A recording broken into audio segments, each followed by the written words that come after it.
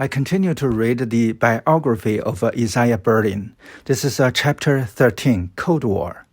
And I have read 3 parts before this, and this is the 4th part. This part will be the most interesting part because it shows the core political philosophy that Isaiah Berlin has contributed. So I would like to repeat a couple of paragraphs from the last reading. Anti-communist conviction alone was insufficient to account for the Wheelman's consistency and determination with which he defended the embattled sovereignty of private judgment and the right of human beings to know their fate and meet it with their eyes open. Here, Auschwitz did play a subliminal part. It was the thought of his own people, the Jewish people, indecently deceived, going blindly to their death, which turned a theme into a conviction, an idea into a commitment. The fox had discovered that he was a hedgehog after all. He had found the one big thing that was to order his intellectual life thereafter. The theme of freedom and its betrayal. In 1950 and 1951, he read furiously the works of the philosophies Diderot, Helvetius, Halbach, Lamartine, Voltaire. He also began for the first time reading German Romanticism, Schelling, Herder, Fichte. In February and March 1952, he gave the Mary Flexner Lectures on Political Ideas in the Romantic Age at Bryn Mawr College in Pennsylvania. Here, for the first time, he began to assemble his historical vision of the transition between Enlightenment and the Romantic ideals of freedom. The Enlightenment philosophies, he told the Bryn Mawr undergraduates, assumed that human values could be derived from facts about human nature. They believed that all men wanted the same things and that these things were not in conflict. The entire Western agenda of ameliorative reform derived from this optimistic rationalism. Berlin's dilemma was how to rescue what was positive in the Enlightenment project from what was tyrannous. What was positive was clear enough. The attack on religious authority and dogma, the campaign for human rights and personal freedom against state tyranny, the faith in human reason itself. In these respects, Isaiah himself was a Voltairean to the core. He could see, however, that the Enlightenment rationalism was deeply flawed. Human values could not be securely derived from human nature. This was what the Romantic thinkers had understood. Values were created by men in their struggle to master themselves, their society, and the natural world. Values, therefore, were historical, relative to the cultures that engendered them and contradictory, since human nature itself was contradictory. Enlightenment rationalism supposed that conflicts between values were a heritage of miseducation or injustice and could be swept away by rational reforms. By indoctrinating individuals into believing that their individual interests could be fully realized by working exclusively for the common good. Both Rousseau and Robespierre envisaged just such a state, in which freedom was experienced as a submission to rational necessity. In the 4 Bryn Mawr lectures, he set up the distinction he was later to make famous between negative and positive liberty. Only at this stage he called them liberal and romantic. Until Rousseau, liberty had always been understood negatively, as the absence of obstacles to courses of thought and action. With Rousseau, and then with the Romantics, came the idea of liberty being achieved only when men are able to realize their innermost natures. Liberty became synonymous with self-creation and self-expression. A person who enjoyed negative liberty, freedom of action or thought, might nonetheless like positive liberty, the capacity to develop his or her innermost nature to the full. Berlin evidently approved of the ideals of self-realization. The danger lay in the idea, latent in Enlightenment rationalism and Romanticism alike, that men might be so blinded to their true natures by ignorance, custom, or injustice, that they could only be freed by those revolutionaries or social engineers who understood their objective needs better than they did themselves. Quote, "This is one of the most powerful and dangerous arguments in the entire history of human thought. Let us trace its steps again. Objective good can be discovered only by the use of reason.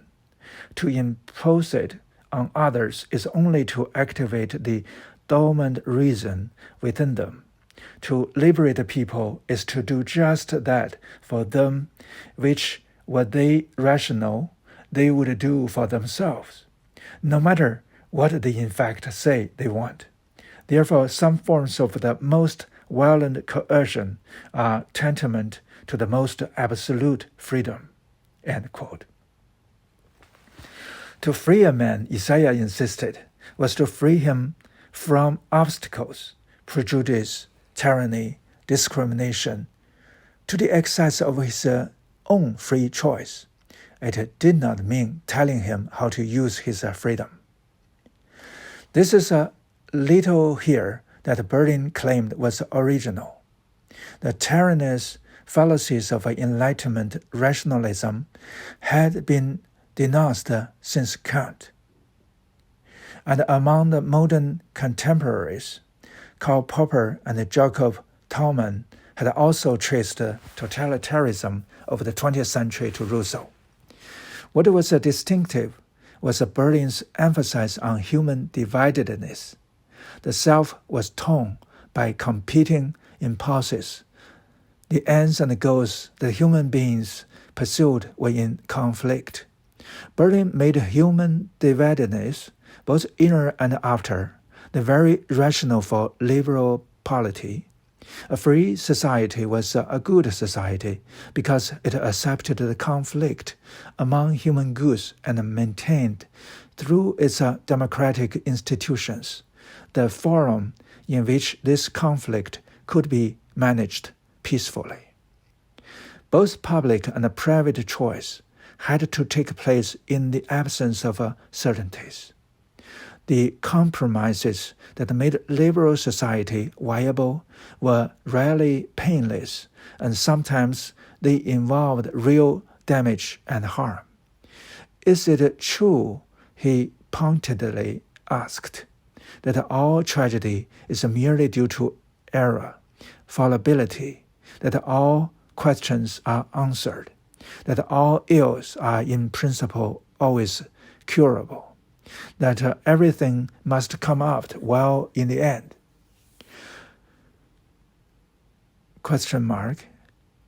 Tragedy was intrinsic to choice between all choice, entailed significant loss. He had a few brushes with tragedy himself, but he did have a deep sense of inner dividedness. His deepest loyalties were not conveniently layered one on top of the other. They were in conflict. and their resolution was painful and protracted.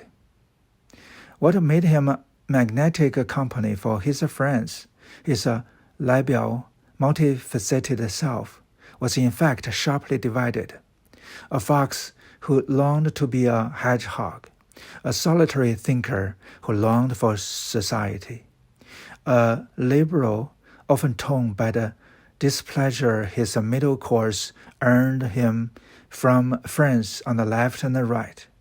This helps to explain the unique acuteness with which he zeroed in on the Enlightenment fallacy that each of us harbored a single, unproblematic inner nature from which our values and our interests could be deduced.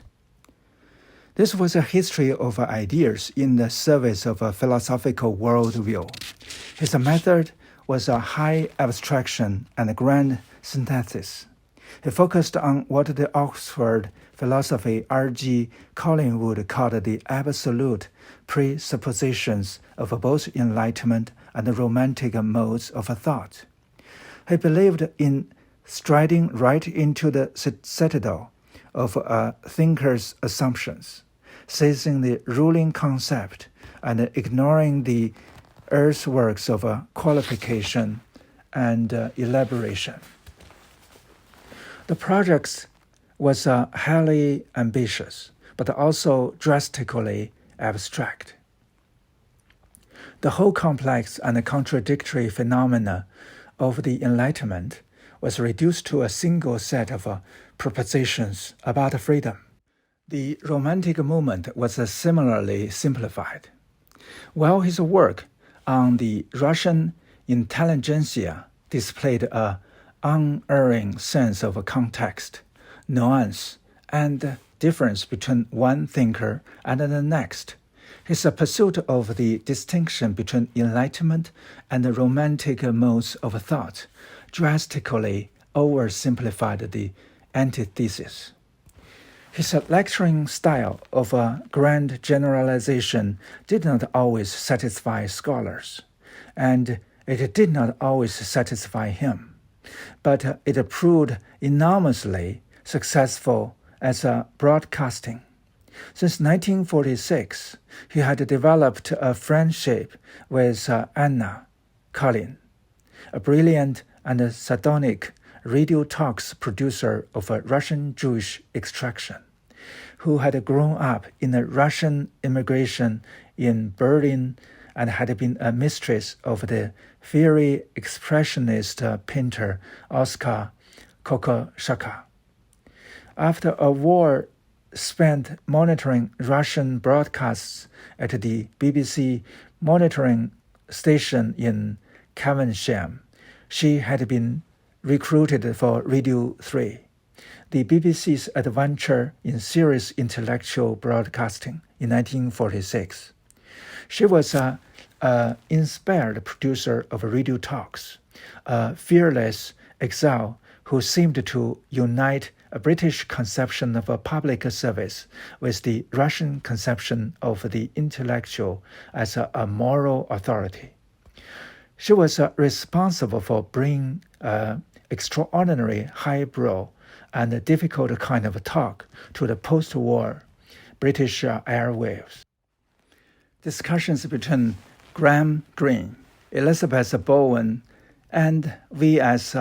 Pritchett on the role of the artist in society, Bertrand Russell and Father Copleton on the existence of a God, Noel Annan on Latin Strachey and his critic, and Berlin on Belinsky.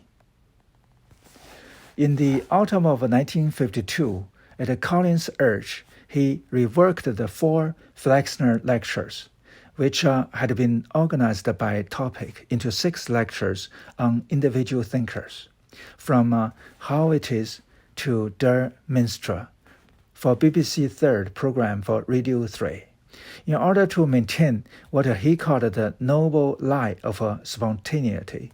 He delivered each of the 6-hour-long talks extemporaneously from notes alone in the BBC studios at the Broadcasting House. It was a terrifying experience, a kind of agonized bawling into a machine. But the reaction to the prodigious feat of studied verbal improvisation was admiring and even awed. Over 6 weeks in October and November 1952, hundreds of thousands of people tuned in, mostly from the educated middle classes, to listen to fiendishly difficult hour-long talks delivered in a clipped, rapid-fire Oxford accent. These were the lectures that led Eliot, in his harbed way, to congratulate Isaiah for his torrential eloquence, and the conservative philosopher Michael Oakeshott to praise him in equally barbed fashion as the Paganini of the platform. Lydia Keynes, Maynard Keynes' widow, wrote to say that Isaiah's stammerings and stutterings were cozy and appropriate, and the more conventional signs of public attention poured in. Anonymous ladies knitted him red socks. Cranks sent him manuscripts. After it was over, he had his characteristic second thoughts, confessing to Marian Frankfurter that he was ashamed of broadcasting too much, too popularly. But he was also gratified and surprised by the response. The head of Radio 3 hailed the talks as a landmark in British broadcasting, and they were certainly a landmark in Berlin's life. The search to find his own intellectual vocation had been a central preoccupation since his return from the war. With the broadcast of Freedom and its betrayal, that struggle resolved itself. The BBC provided him with a platform and a new audience. He had become a public intellectual, in a Russian mode, but in an English idiom. Despite his radio success, university audiences were the ones that still mattered most. In the August Com-Sec lecture at the London School of Economics in May 1953, with Karl Popper and Michael Oakeshott in the audience, he mounted a sustained attack on doctrines of historical inevitability in a paper entitled History as an Alibi. The fame he had acquired from Freedom and its betrayal guaranteed a full turnout. His nervousness was increased by Oakeshott's barbed encomium to his skills as a lecturer, and he had ludicrously over-prepared. The text was much too long for delivery, and he began abridging it as he went, wildly putting pages aside, struggling to keep the argumentative thread together, talking in an ever faster, high-pitched gabble. When he staggered to a conclusion, the reactions were perfunctory, and he came away, not for the last time, with the uneasy feeling that his peers were asking themselves whether his reputation was deserved. He reworked the LLC lecture into a radio talk and then rounded it off in its final form as a historical inevitability. It is an impressive statement of his most fundamental beliefs. He conceded that the realm in which human beings could be said to exercise freedom had been shown by modern science to be circumscribed. Biology, behavioral psychology, and genetics had all underscored the extent to which human beings were subject to the laws of nature. But he insisted that the moral vocabulary that human beings everywhere employ was no less a fact about human nature. This vocabulary assumed that human beings were unique among other species in their capacity for moral choice. Such an assumption informed every feature of a human language. It was not reasonable to suppose that such a pervasive and constitutive feature of discourse proceeded from the illusion that science was bound one day to disperse. Human beings were not marionettes. They were not the playthings of vast impersonal forces. Their behavior and their mental universe might be shaped by their class position, their race, their gender, or their cultural traditions. But as individuals, they retained the capacity for moral choice, and to that extent, they remain free of these determining factors. Hence, it was appropriate to praise or blame them for their historical conduct. Those who insisted that the historian's function was to understand rather than judge the past were wrong, as were those who maintained that the more we understood the past, the less we were able to apply our moral standards to the alien circumstances of the past. The relative charter, tour comprender, sexto partner was false. The function of historical understanding was to identify the precise range within which historical actors enjoyed room for maneuver, to understand how and why they used their freedom, and to evaluate their actions by the standard of what real alternatives were possible to them at the time. Historical inevitability was a defense of the intellectual as a moralist, and therefore an apologia pro sua vita. But it was more. The political implications of the argument were that the society of free individuals and free institutions depended on the possibility of individual responsibility and free choice. People's willingness to define liberal society could be undermined if they came to be cynical or skeptical about their own powers of moral agency. If they accepted a view of themselves as moral marionettes, as dupes and playing things of political manipulators.